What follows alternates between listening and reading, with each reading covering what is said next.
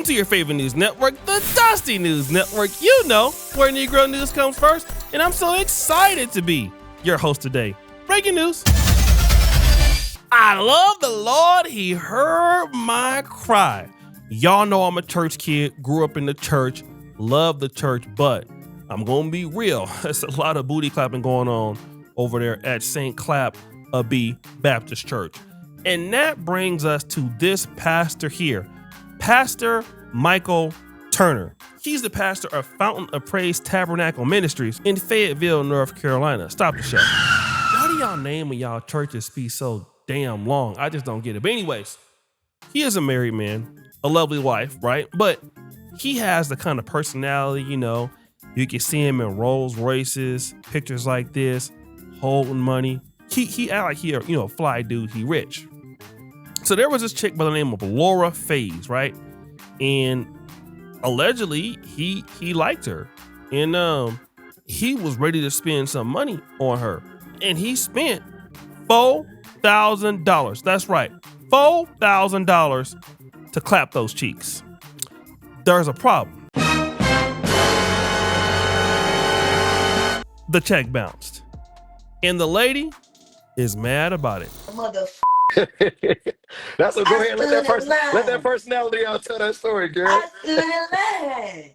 And I waited patiently. When I walked in, somebody was already arguing and I told him, I said, Lord, fix it. Lord, fix it. The man ahead of me was smiling at me, everything. I stood in line, got to the lady. I said, now, before we start, I say my breath a little high. I've been standing here a little bit. My breath a little high. So I'm not just going to start speaking at you. So she was like, you good, you good. So I'm like, look, this man on this paper gave me this check. Now, she tells me, she looks at it, and she's like, well, let me see what I can do with it. Now, she couldn't do nothing with it. So right now, she explaining about how she went to the Federal Credit Union and, you know what I'm saying, the check bounced and ain't got no funds in it. So she pissed off at this point. So she start calling to the church, trying to confront him about the money that's not showing up. And this happens. I end up calling the church. So it's a number on here for a direct line to the church. You can call directly to the church. So that's what I did. Nobody answered. I called again. Nobody answered. But it was someone ends up calling me back. Guess who it is? It's Miss Grace. It's the wife.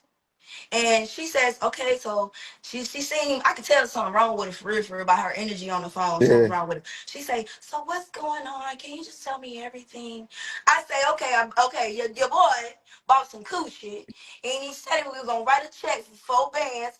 I try to catch clear. You going to give it to me? He going to give it to me. She on the phone like, oh my God. Oh my God. You hear him in the background. Come on, Grace. What are you doing? So this guy is known for cheating on his wife in Fayetteville. All right. So allegedly the wife is concerned. She's stressed out. She asking about what's going on. He in the background, you know, he acting like he ain't did nothing. But check this out. When I came out about him, it's plenty of girls in the city that has been scammed by that fake check shit. I'm not the only one. I am just the only one who says something about it. I don't sell. So that's why I feel comfortable telling. Right. You feel me? But it seems as if Grace is not like where she needs to be at her big age, and he's taking advantage of that. His ex-wife says he's not a millionaire. He's not a doctor. He's not going to be a pastor no more if he was. Okay? The cops, I called the cops. The cops never came for me. He called the cops on me, and then I sent them back on him because I gave them all my information, and I told them, yes, I did give but I didn't get my money. The cops said, we can't do nothing about the transaction, but we can do but we can do something about the creep. You feel me? We can do something about the creep. You on here saying that you don't sell the pee, but then you say he owe you $4,000. You sell the pee. But again, wait a minute, guys. It gets worse because after all of that, she dropped all the text messages. So this lady, Lorah Faze, by the way, she is very slim thick. She says this: I gave this pastor some booty clapping sounds yesterday for $4,000. Tried to cash the check today. Couldn't. So I called the church and told his wife. Y'all, now he mad at me saying why I lied and told his wife we clapped each other. Y'all do know this man, Michael Tucker of Foundation of Tabernacle. This y'all pastor, tell him I said I need that or God gonna send them jiggers in that church to take it on Sunday, fun day. Now, of course, we got some text messages, all right? So basically, Michael is saying, the pastor, this is why I don't feel comfortable by giving you a $4,000 check. You are very disrespectful, and I refuse to allow somebody like you to talk to me any kind of way. You don't have no respect. The woman goes, sir, you are the problem. I have yet to say what I'd like to say because I'm on God's time, not mine. Hold on. How you on God times when you letting somebody clap for money? Ain't that a sin? I mean, I don't get it. So please stop talking nonsense before I give you reason. You are the antagonist. The pastor laughs. She goes, truth is, when I would not give in to temptation, you changed your mind. So the pastor get angry. You acting like you all that. The many men you say that you been with, you probably don't got no walls. And you act like you on top of the earth. Woo! I mean, come on, pastor. Like, is this how a man of God talks to a woman? I mean, I know she down bad, but damn. He gonna say, people that I deal with is doctors and lawyers. She gonna say, sir, look at that mouth God gave you. Got him! Now, this him flashing money, right? So believe me, I got a lot of it. That's the pastor. You seem like he a trapper. Evidence, thank you. That picture was taken June 1st, 2024, and you took it at 7:40. I'm gonna get my daughter to call you. I mean, it's down bad, bro. Like, this dude, he's a doctor, allegedly, wasn't a doctor. You was supposed to be a rich dude, ain't a rich dude. Now you a pastor with no members that basically be paying to clap chicks' cheeks. And she even said, like, he's known for doing this all over the city, but nobody spoke up about it. Like, bro, you are supposed to be a pastor. And I mean, you are in North Carolina, so that y'all down bad out there. But are you serious? I don't even do stuff like that. I'm not even in the ministry. Next story. We flying all the way to Chicago, home of the shooters and the baby mamas. But hey, listen. Sometimes baby mamas be having good ass jobs, all right? And working for the post office is a good ass job. But sometimes, you got an angry ass baby daddy who don't really like you or want to get back at you, or you don't like him. In this particular postal service worker, they make good money, right? He caught her doing this. Chicago USPS mail carrier caught endangering baby girls delivering mail with them in the back without car seats.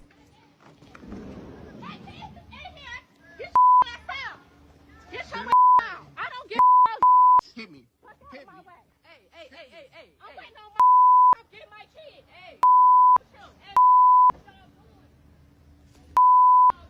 I got it all on video. They in there.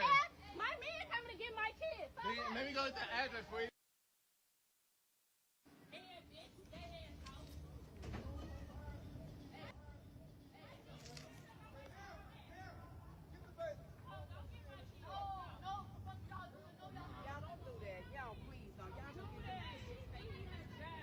No, he do his job too. He worked.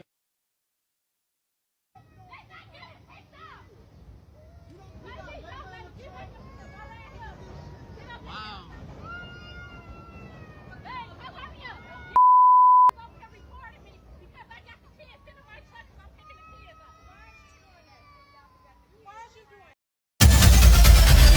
So basically, this lady has 3 kids. An older kid, I don't know if it belongs to him, but the 2 kids that are younger that were in the back of the postal service car belongs to him. But she was saying that she was waiting on her boyfriend to come pick her kids up. Now, the father is saying, Look at how this is dangerous to my life. And then you see how she crashing out, she flipping them off and all that, looking hella ghetto. So basically they're trying to say that the dude is doing that because he don't want to have to pay child support. Well, guess what? He won, right? Not only did he put that video up on TikTok, he put that into the court orders, and she lost custody of the kids. She didn't lose her job though, because she wasn't like working, but she had those kids in an unsafe place, and he caught her ass slipping. So therefore, he got it, right? Now, she did respawn after losing her kids. Hey y'all, how y'all doing? I'm just giving a little update, letting you guys know that I'm okay. And also, as you see, I'm still at work, and this is how my vehicle look when I'm delivering mail packages, which you guys will not see that in the video because I was actually off the clock again, waiting for my boyfriend to pick the kids up. Like I said, I've been on my job 10 years. I'm not finna jeopardize my job. In that video, you not see me walk down the street with my mail bag, putting mail in a mailbox. You did not see me get in my vehicle, driving off. You didn't even see my vehicle move. But again, you guys are entitled to your own opinion. Like I said, I just gotta get through this. August 15th is my court date, and I'm gonna fight through this. I got this. I just gotta, remain positive, remain calm, because I'm not trying to go into a deep depression. This is a lot, but this right here is only gonna make me stronger.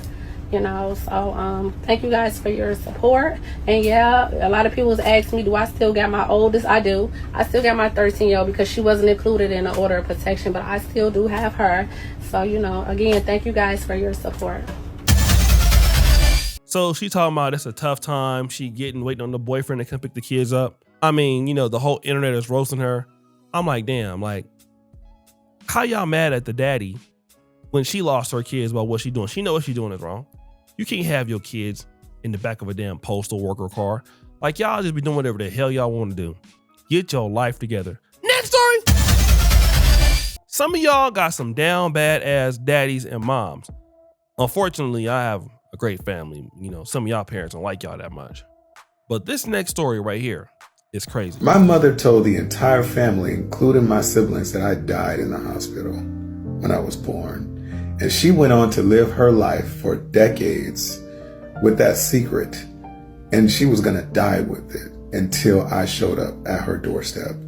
I found this out 6 months ago, and I feel like it's just now settling in, and I'm starting to grapple with it. Long story short, after 25 years of an expansive search that included people from all over the United States, every DNA matching service available, and all the information that I could get, I finally tracked down my biological mother, the woman who gave me away in the hospital, and sealed the adoption so that I could never find her. I always felt like there had to be some big secret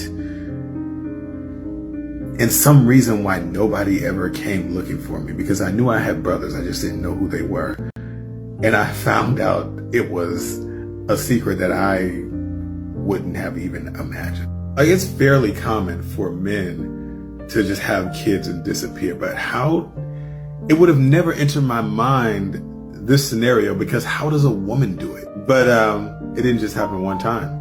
It happened twice, because I have a sister as well who I grew up with, because she gave my sister to the parents who adopted us, and come to find out that nobody knew about my sister either, because she also carried her for 9 months, went to the hospital, gave birth, brought her home, then put her up for adoption, and told the family that she died.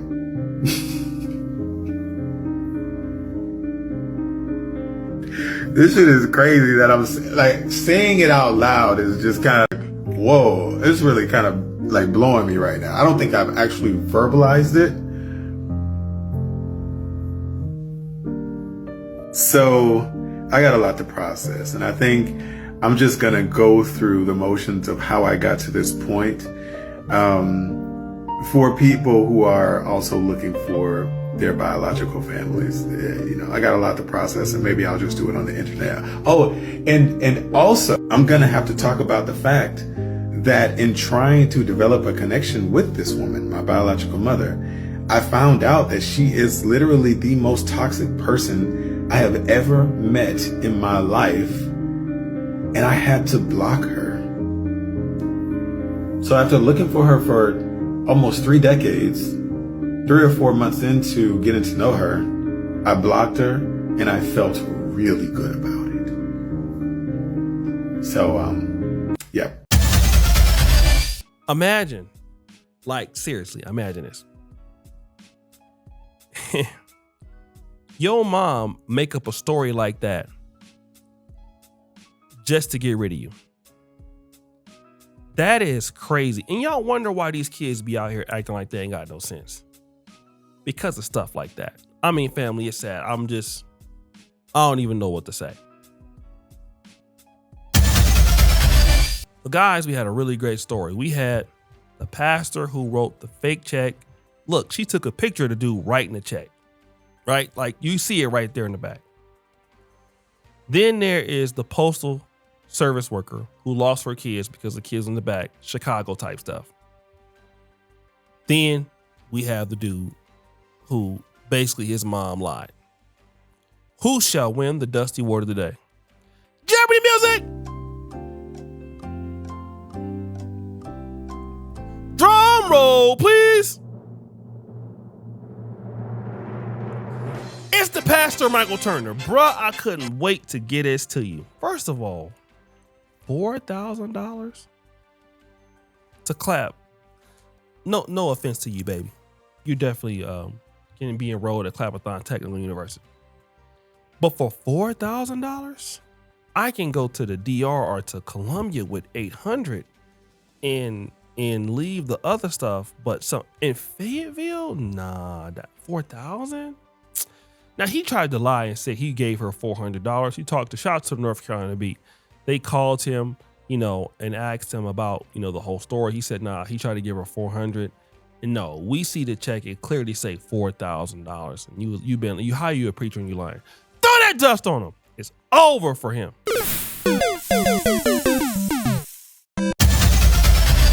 Guys, we got to get up out of here. Subscribe, hit the bell. Thank you for watching. We out.